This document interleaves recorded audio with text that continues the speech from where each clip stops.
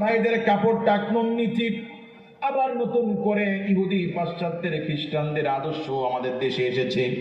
এক শ্রেণীর যুবক ভাইয়েরা, বড় মানুষ যুবক মানুষ কাপড় পরে, হাঁটুর উপরে 3/4 প্যান্ট পরে, আছে না নাই? মুসলমান তোমাকে এই দুঃসাহস কে দিল?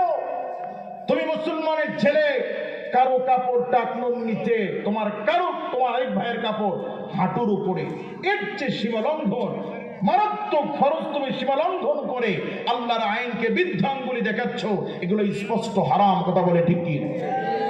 তাহলে আজ পোশাকের ক্ষেত্রে নবীর আদর্শ নাই। মুসলমান দাড়ি কেটে মোচকে লম্বা করছে, এখানেও নবীজির আদর্শের কোনো মাপকাঠি নাই, আদর্শের অনুসরণ নাই।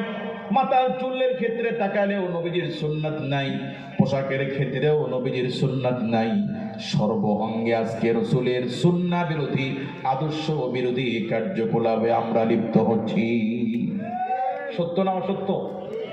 অথচ নবী সাল্লাল্লাহু আলাইহি ওয়াসাল্লাম জিন্দেগি ভর নিজেকে কষ্ট দিয়ে উম্মতের জন্য মাপ চেয়ে আল্লাহ তাআলার রাসূল দিবারাত্রি উম্মতের জন্য কষ্ট করেছেন, কথা বলে ঠিক কি?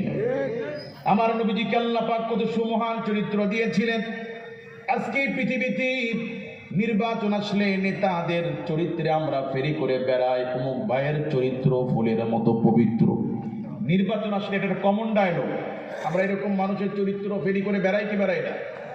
কোন ব্যক্তি ভালো কি মন্দ এটি সবচেয়ে ভালো বলতে পারবে তার কাছের লোক, তার গাড়ির ড্রাইভার, তার পিএস, তার বাড়ির কাজের লোক, তার বাড়ির দারোয়ান, কথা বলে ঠিক কি?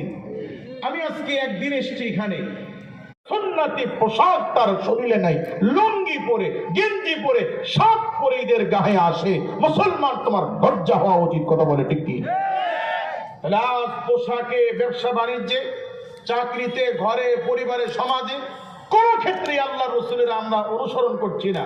আজ এক শ্রেণীর মুসলমান ট্রেডিশনালের নামে ইহুদি খ্রিস্টানদের পাশ্চাত্যের আদর্শকে অনুসরণ করতে গিয়ে, বিবাহ খাইতে গিয়ে ইচ্ছা করে আধা প্লেট খাবার নষ্ট করাকে নিজের জন্য প্রেস্টিজ মনে করছে, কথা বলে ঠিক কি? কোথায় পেলে তুমি এটা?